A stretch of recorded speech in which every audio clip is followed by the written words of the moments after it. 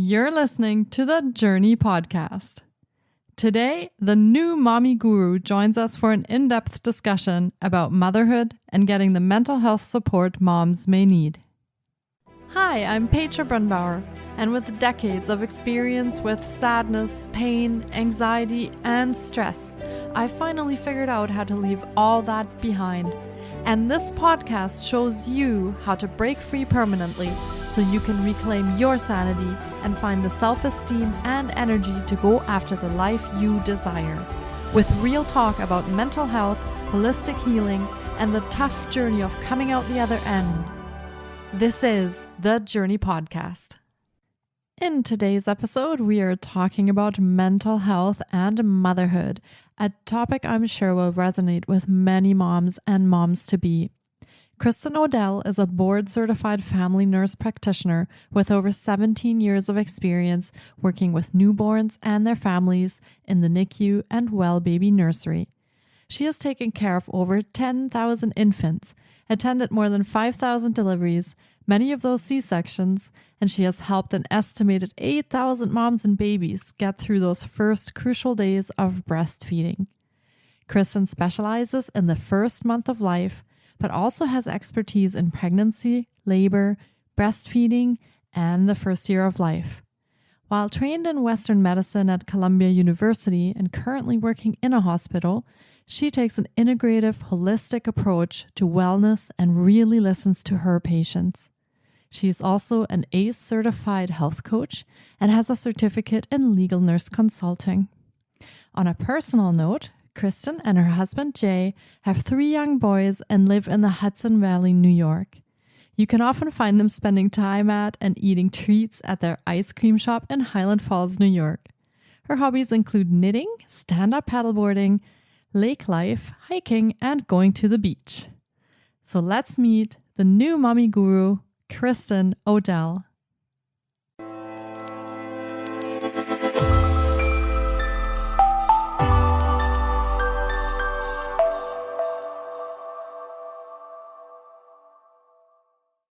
Hi, Kristen, and welcome to the Jōrni Podcast. It's so great to have you on here. How are you today?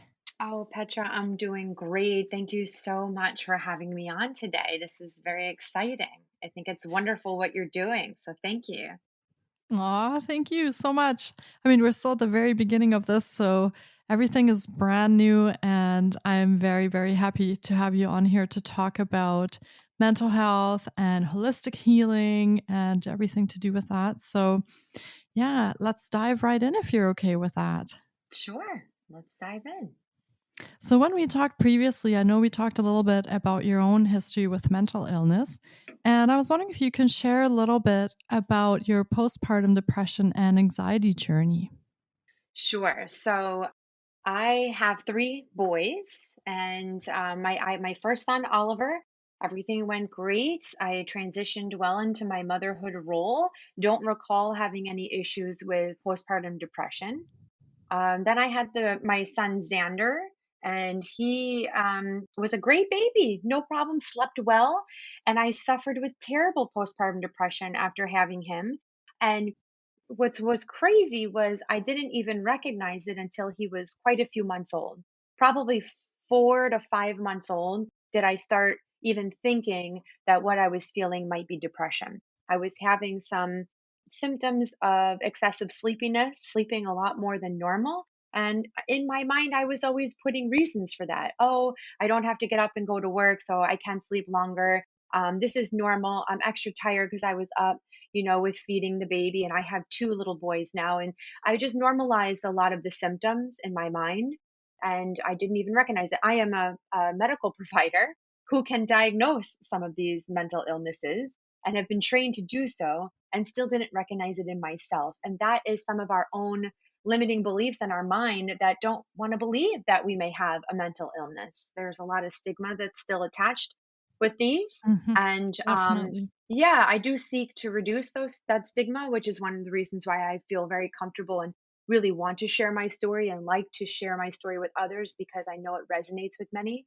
And that stigma keeps us afraid to maybe admit to ourselves that we may be having something going on and we might have to ask for help. And probably that was my issue as well. So I probably started having symptoms about 2 months of the baby's life, but normalized all those symptoms for a few months in my head until finally about 4 or 5 months after the baby was born, realized that it was a little something more because I had the symptom of anhedonia, which is basically a symptom where you don't enjoy doing things you once enjoyed doing. So I was ignoring the sleeplessness. I was ignoring just the generalized sadness feelings, some other anxiety feelings that I was having. But once I realized that I didn't want to go to certain events and do certain activities that I really always enjoyed doing, that was a red flag for me that that was something very odd. That typically I was always the one going apple picking with my friends. And here I was telling them no, I wasn't going to go. And I had no reason why not. That was a red flag of anhedonia, and I realized that that was a symptom of postpartum depression and that I really should seek help. So I was Hmm. lucky enough that I have a very supportive partner. My husband is very non-judgmental, and we were able to have a really good conversation about it. That can be really scary for moms to have that conversation with their partner. They feel like they may be judged, or that the baby may be taken away from them, or their partner won't trust them. And Hmm. in my case, that was a big part of me getting on the path of healing, was having such a supportive partner who was willing to step up and take some time off of work, spend some time with the kids so that I could seek the help that I needed.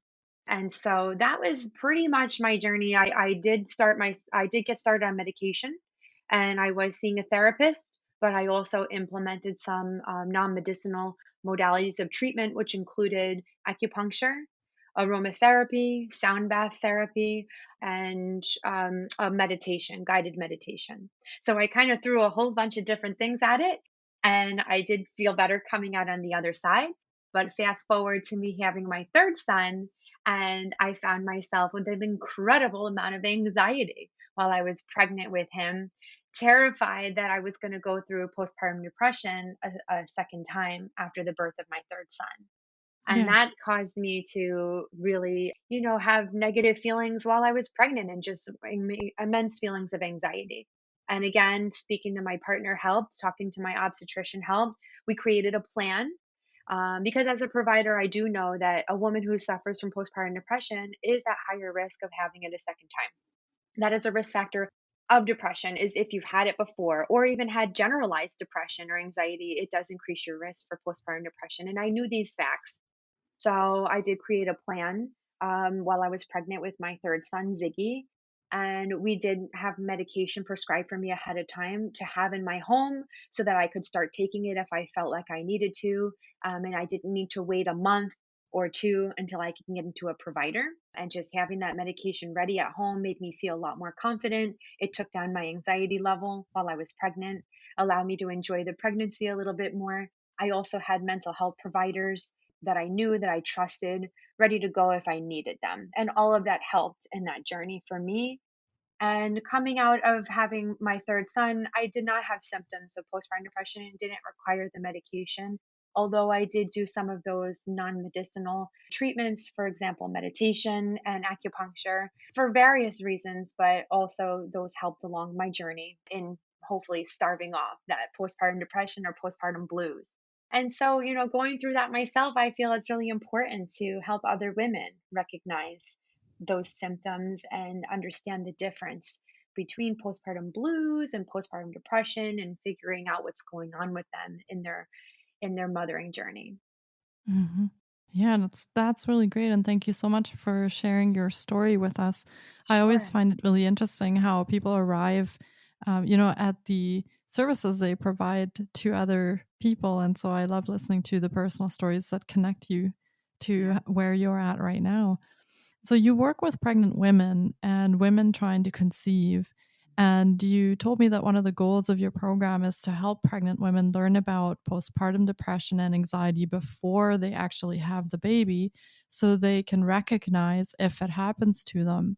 Can you talk a little bit about how you would do that or how you would work with someone to accomplish that? Sure. So my course is designed for pregnant women to help prepare them for motherhood. I feel like there are certain physical tasks emotional exercises, and couple conversations between the couple that will best prepare a mother for motherhood and the couple to become a family unit. So I do have a few chapters in my course designated to help a mother recognize the symptoms of postpartum depression and help her partner recognize, because I do feel like many times our partners recognize some of these things in ourselves before we do or before we're willing to recognize. And so part of my course is couples exercises, journal writing, conversations that they should have so that they can best prepare for this if it's to happen to this mother, and prepare for them how the partner can support the mother if and when that happens. I also teach in my course how to recognize the symptoms of postpartum depression versus matrescence. So matrescence is the transition of a woman into becoming a mother. And postpartum depression is a very serious medical condition. They are two separate things, but they can look similar in a mothering journey. And it's really important to differentiate between the two. When a woman becomes a mom, it is quite a role change. She's figuring out how to feed and take care of her baby, how to heal her postpartum body, and also how to help her partner feel like he or she is part of this process instead of looking in on the outside. Add in some hormonal changes and maybe a small issue like the baby may be having reflux or constipation, anything that might stress a mother out just a little bit more. And this can cause a lot of issues for moms. They can go through these emotional roller coasters, very similar to that of becoming an adolescent, these ups and downs. And that is called matrescence. So that is those ups and downs and those hormonal feelings and those spikes in crying or emotional moments is really called matrescence, not postpartum depression. And that is really normal, and it is something that will come and go. But it's important to learn what postpartum depression looks like, and how a mom can treat that or how a partner can support her. So new moms can, also have some issues with breastfeeding, which can also compound that matrescence and might turn into postpartum depression. And so through my course, I do teach the difference between these two and how to recognize both, which can be symptoms, but also looking at timing. And the timing of when these things can happen can also help diagnose which is which. Also, I teach that, the different treatments that they can look into. So in Western medicine culture, when providers like me or an OB may hear that a mom thinks she's depressed or may have postpartum depression, we immediately tell her to find a therapist or a psychiatrist or both, hopefully. And sometimes those can be really, really long waits. And so I do encourage that in my course for a mother to try to find a therapist or a psychiatrist and have them in their phone or somewhere written down so they have them ready to go, so that if they're having these feelings, they don't have to take the time to search for that information. So that is part of my course, and I give them resources on how to find that. And I also give them resources on what to do in the meantime if they're waiting for an appointment. So usually you can get an appointment with an acupuncturist quicker than you can with a therapist or a psychiatrist. So I always tell them to start there while you're waiting for your appointment. And also, it's good to call and notify your OB about this so that sometimes they can even prescribe medications while you're waiting for the other professionals' appointments. And so part of my course is, going over this, helping women recognize the difference, and also having them prepared with a toolbox of different treatment modalities and finding those things and writing them down somewhere so that if and when they need them, they have them ready to go. And Mhm. so that's sort of what I do in my course to prepare for this. Perfect. And I think this is invaluable information that you're talking about here, not just for women who are pregnant, but also for their partners who, like you said, might often notice first that something's a little bit off, but then may not know what to do about that. So, Right. this is also really, really good information for the partners, the expecting dads or other partners. And I was wondering if you could explain the difference between postpartum blues, postpartum depression, and postpartum psychosis, because those three often get thrown around and people might not know the difference between them. And so, for moms that are expecting and for the partners or family, it might be a good idea to understand the difference between those three. Sure, I'd love to. So, postpartum blues typically come on around 3 to 5 days after a baby's born. So you first have those first couple of days of bliss getting to meet your baby, and then you sort of hit with that wall of sleeplessness that day 3 to day 5. And postpartum blues go on about 2 weeks. They come on pretty quick, and it lasts for a very short amount of time. Estrogen and hormonal changes are a factor in the onset of postpartum blues. So once those hormones start to calm down a little bit, the blues sort of resolve. Common symptoms of the blues can be crying, anxiety, feelings of being very overwhelmed in your motherhood role. Now, postpartum depression symptoms can be very similar, although there are some more symptoms I can add into the list, but the time frame is what differentiates between these two. Postpartum depression usually starts within about 4 weeks of the baby's life. So it's postpartum blues that really just don't end. They don't stop in those 2 weeks. So if you get to 2 weeks and you're continuing to feel that way, especially 4 weeks postpartum, it's likely postpartum depression. And it can start at 4 weeks, or it can start even a couple of months after the baby's born. You may not feel that way in the very beginning. It may take a few months for you to feel some of those postpartum depression symptoms. And those symptoms typically can last up to a year if untreated. Some women have postpartum depression and don't get medicinal treatment or any treatment at all, and it does resolve in time on its own. Postpartum depression can be found in about 10 to 15% of the women after they have a baby. And those extra Mhm. symptoms on top of the postpartum blues can be irritability, fatigue, just feeling extra sleepy, really, really sad. Postpartum depression, they can be a little bit more severe than postpartum blues, and they can include aggression, extreme stress, and sometimes feelings of detachment from the baby. That can be a big red flag as well. Mhm. There's a lot of factors that can increase your risk of postpartum depression, such as previous mental illness, sleeplessness, maybe a recent move or a life change and a death of a loved one. Those things can all increase your risk of postpartum depression. Now, postpartum psychosis, that is more of a mania, a high mood. You have some trouble sleeping. You can be very depressed. You can become confused at times. You have hallucinations and delusions. It's actually a psychiatric emergency if you're having some of these hallucinations. And some of them can mean that maybe the baby is better off without you, or your family's better off without you. You're having feelings of suicide ideation, feelings of wanting to hurt yourself.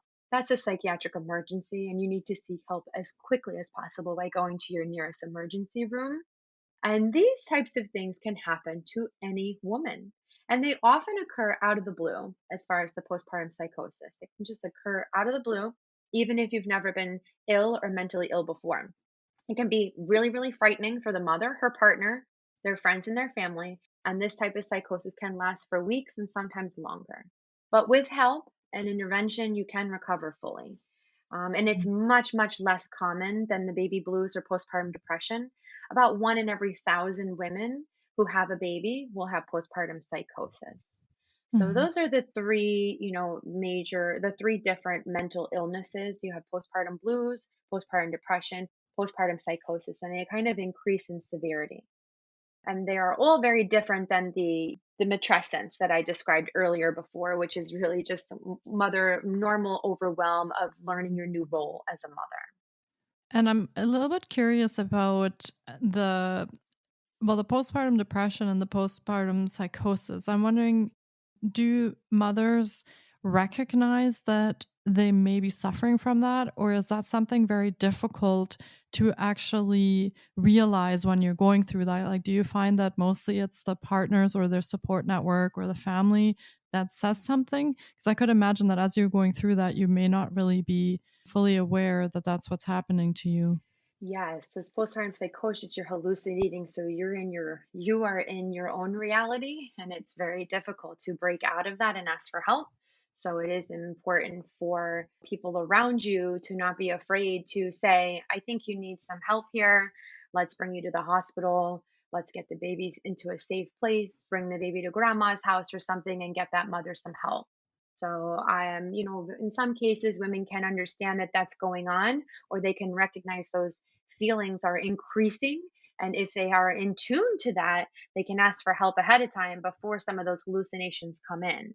And that's one of the good things about being prepared for these things before they happen because you've learned a little bit about it, you know what to expect, you know what it looks like.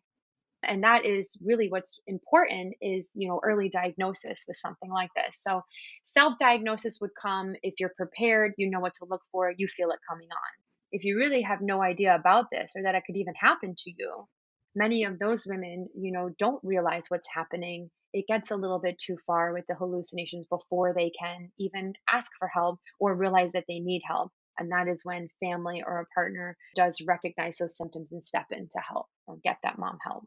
Mhm. And do you have some tips for partners or family of mothers that are suffering and what they should and shouldn't do at that point? Sure. So if you recognize that your partner may have postpartum psychosis or even depression, it can be very distressing and very frightening and shocking. You need to ask for help right away when your partner first has symptoms. So, this means reaching out to your entire support system. That includes neighbors, grandparents, family members, aunts, uncles, people to step in and help with the baby so that you can get mom the help that she needs. Your partner may end up going into the hospital during this time if this is the psychosis that's going on. So, I'm talking right about that for now. And I'll Mhm. talk also about postpartum depression and how you can support your partner. But if your partner ends up in the hospital during one of these episodes, you yourself may feel alone and isolated. So it's really good for you to reach out, maybe for mental health help yourself, but definitely to your support system so that you don't feel alone in this and that you have someone to talk to about this. There are a lot of professional organizations that can help, and also, your private therapist if you have one. It's important to keep your home life calm and organized. Try to stay into your routine. Take time for, yourself and to spend time with the mother when she returns home to sit, so take some time off of work if you're able to. And once your, partner comes home, you want to be calm and supportive. Take time to listen. There really needs to be a lot of communication that go on between you and your partner when you're going through something like this. A big thing you can do is help with housework and cooking, help to look after the baby, and help with the nighttime feeds. So have a communication with mom about how the feedings are going on, if she's breastfeeding or bottle feeding, and how you can best support her during those nighttime feeds to try to help her get as much rest and sleep as possible. Ask other family members and friends to help with shopping. Give them a short list of things they can bring by the house.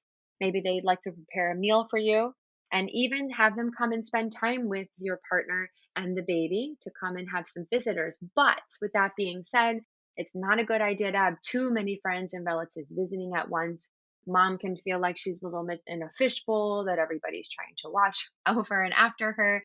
And Mhm. so that might actually be a negative effect. And also, moms do feel like they have to entertain when people are in their homes and make sure everybody's fed and happy. And really, if a mother is recovering from something like this, she really needs to just worry about resting and taking care of herself. So, having too many people over in and out can be very overwhelming for her and not a good idea. But a couple of close friends here and there coming at certain times, it's even good to create visiting hours, so a certain time in the day that works for your family unit to have family come and visit during that time, and then otherwise try to keep the home calm and quiet as possible.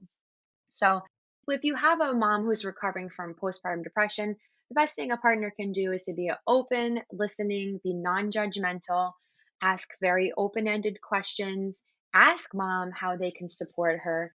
There may be things that she really feels like she needs help and can't communicate that. But if you open up that line of communication for her, she may be able to tell you how best you can help. And another thing is that for postpartum depression, to really help support a mom, would be to encourage her to eat, healthy meals or make them for her. So try to stay away from the fast food and the high fat food, just very good, healthy food to nourish your body. And also exercise. Many women who are going through postpartum depression don't feel like exercising.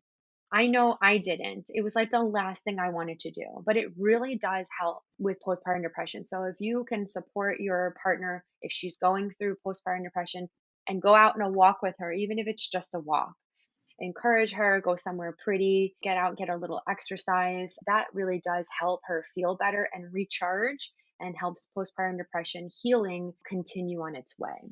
Thank you so much for going over that. I think that a lot of moms and dads are going to find this really, really helpful, because in situations like that, oftentimes family just does not know how to respond or what to do. So that's very, very helpful. I know that you have packaged navigating becoming a mother and kind of anticipating these things and preparing for them in your own program called Mastering Motherhood. And it does include a mental health component. And do you have any other supports that you offer pregnant women in your program? The program is an 8 unit program, and it has different chapters within. And the course is meant for pregnant women to start at any point in their pregnancy.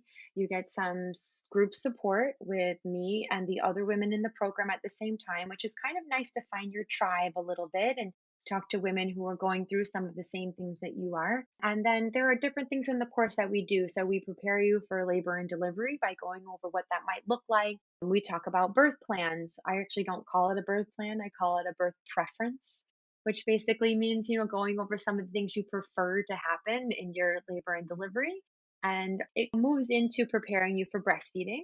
So there are things you can do before the baby comes to prepare you for your breastfeeding journey, if that's what you choose to do. Some women choose to bottle feed, and some women choose to exclusively pump. So through the program, we talk to you about what you're preferring to do. It's a very non judgmental parenting or mothering program. There are a lot of different ways to mother a child.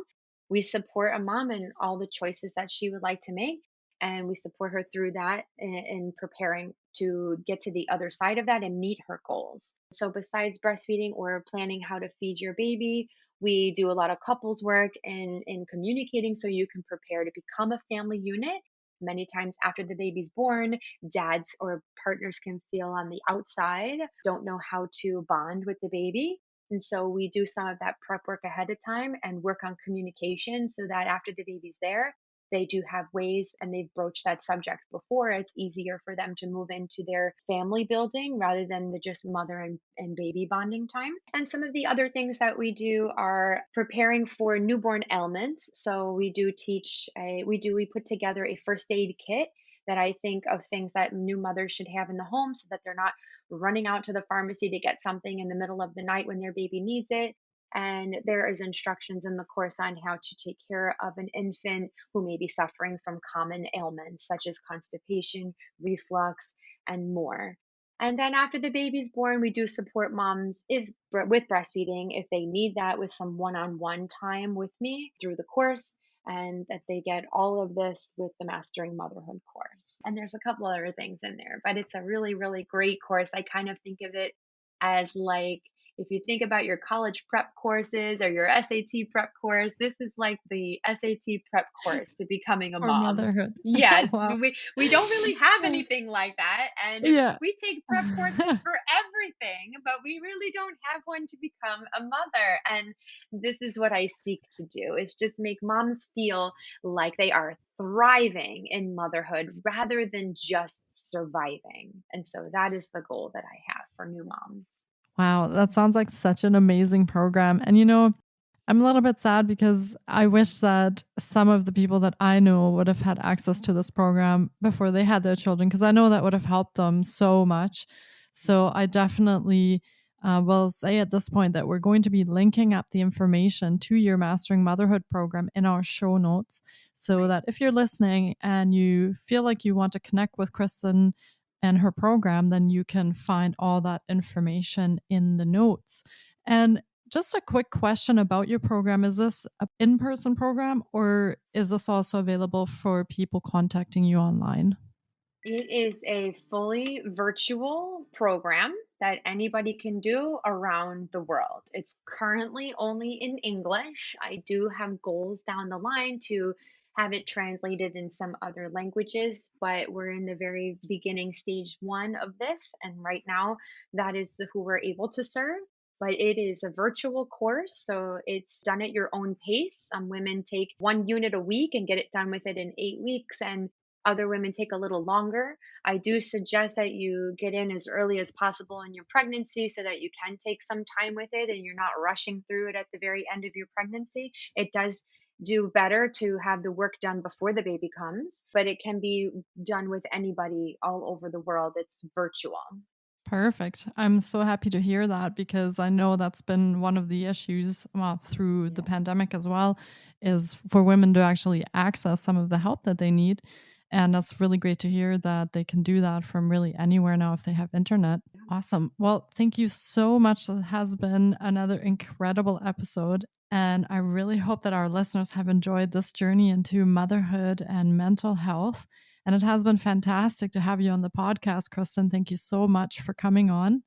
Oh, And is there any little bit of wisdom you want to leave our listeners with to close off the episode? well, first of all, Pedro, thank you so much for having me. And I hope I was able to offer some, words of wisdom to your listeners. I really, really appreciate you letting me speak to your listeners. And anything to leave them with, I just have to say the most important thing when you become a mom is to trust your motherhood intuition. There is like this sixth sense that we get when we become mom. But sometimes when we're new moms, we don't really know to trust it. And we need that reassurance. So just trust that motherhood intuition. If something is telling you to do something or something is wrong, stick with it and believe in it because you will know your baby best. You will know your baby better than anyone else on this earth. And so trust that intuition.